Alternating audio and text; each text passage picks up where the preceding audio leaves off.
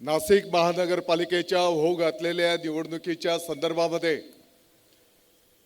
आजच्या या सभेप्रसंगी उपस्थित आदरणीय मंच, मोठ्या संख्येने उपस्थित असलेल्या बंधू आणि भगिनींनो, मला वाटतं की 20 मिनिटांमध्ये लाडक्या बहिणींचे लाडके भाऊ, महाराष्ट्राचे लोकप्रिय माजी मुख्यमंत्री, आताचे विद्यमान उपमुख्यमंत्री महोदय एकनाथजी शिंदे साहेबांचं आगमन आपल्या या मंचावर या ठिकाणी होणार आहे। मी आपलं या ठिकाणी स्वागत करीत असताना माझ्या माता भगिनींना मी विचारू इच्छितो, किती महिलांनी एसटी मधनं प्रवास केला, जरा हात वर करा। ताई, आधी किती भाडे लागायचं? पहिले फुल लागायचं, आता कोणी केलंय? कोणी केलंय? माननीय एकनाथजी शिंदे साहेबांनी। त्यांचं टाळ्या वाजून आपण आभार व्यक्त करूया।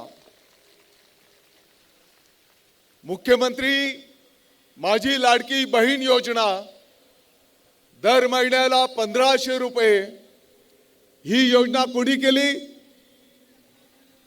कोणी केली? तुम्हाला कसं काय माहिती? त्या 1500 पैकी 500 रुपये तुमच्याकडे येत असतील। आणि म्हणून एवढ्या क्रांतिकारी योजना माननीय एकनाथजी शिंदे साहेबांच्या माध्यमातून त्या काळामध्ये झालेल्या आपण सर्वांनी बघितलेल्या आहेत। खरं म्हणजे आजच्या या निवडणुकीच्या पार्श्वभूमीवर नाशिकमध्ये आणि महाराष्ट्रामध्ये देश पातळीवर मोठा भाऊ असलेल्या पक्षाकडून आपल्या सर्वांना काही अपेक्षा होत्या। दुर्दैवाने मोठ्या भावाने मोठ्या भावाची भूमिका पार पाडली नाही, नाशिककरांचा अपमान केला। आणि मला वाटतं की येणाऱ्या 15 तारखेला निश्चितपणे नाशिककर मतदानाच्या माध्यमातून त्या ठिकाणी आपल्या अपमानाचं मतप्रदर्शन त्या ठिकाणी करणार आहेत। धनुष्यबाणाचं बटन दाबून आणि घड्याळाचं बटन दाबून आपल्या भावना त्या ठिकाणी निश्चितपणे व्यक्त करतील, हा मला या ठिकाणी विश्वास आहे। मंचाला मी सांगू इच्छितो, अगदी तुम्ही सिग्नलवर रेड सिग्नल असल्याच्या नंतर जर गाडी आपली थांबली असेल तर साधा रिक्षा चालक असेल, सामान्य नागरिक असेल, मोठ्या गाडीमध्ये बसलेला माणूस असेल, तो सुद्धा बोलतो की या नाशिक महानगरपालिकेवर भगवा फडकला पाहिजे। अशा प्रकारच्या सर्वांच्या भावना निश्चितपणे आज नाशिककरांच्या त्या ठिकाणी आहेत। खांद्याची किती मंडळी आहे? जरा हात वर करा। कॅमेरावाले जरा दाखवा। नाशिकमध्ये महानगरपालिकेवर भगवा फडकवत असताना नाशिकच्या खांद्याला खांदा लावून खानदेशने बी आपली जबाबदारीचे हे ध्यानात ठेवा। बरोबर जना?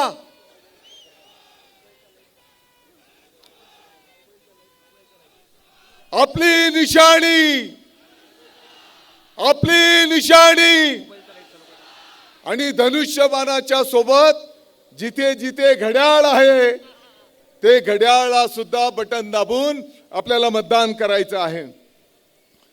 मला वाटतं की अनेक नेत्यांना या ठिकाणी संवाद साधायचा आहे, परंतु आपण सर्वजण वेगवेगळ्या घटना त्या ठिकाणी पाहतो आहोत।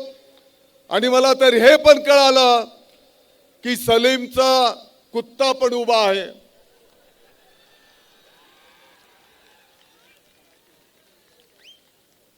आणि म्हणून ही सर्व परिस्थिती पाहता नाशिककर जनतेला ही पवित्र संधी मिळालेली आहे।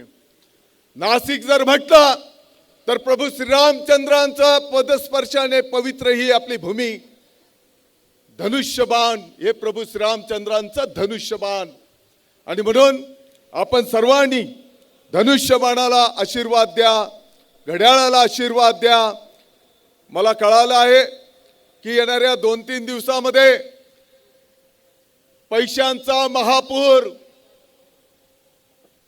समोरच्यांकडून नाशिकमध्ये येणार आहे. पण पैशांनी जर जनता विकत घेतली गेली असती तर त्र्यंबकेश्वर नगरपालिकेवर सामान्य कुटुंबाचा भगवा त्या ठिकाणी फडकला नसता. आणि म्हणून मला विश्वास आहे, काही लोकांना वाटतं की पैसा फेकला की आपण काही करू शकतो, परंतु तसं होऊ शकणार नाही. आणि म्हणून मी आपल्या सर्वांना या ठिकाणी नम्रतेची कळकळीची विनंती करतो की 15 तारखेला आपण सर्वांनी धनुष्यबाण आणि घड्याळाच्या समोरचं बटन दाबा, महानगरपालिकेवर भगवा फडकवा. जय हिंद, जय महाराष्ट्र.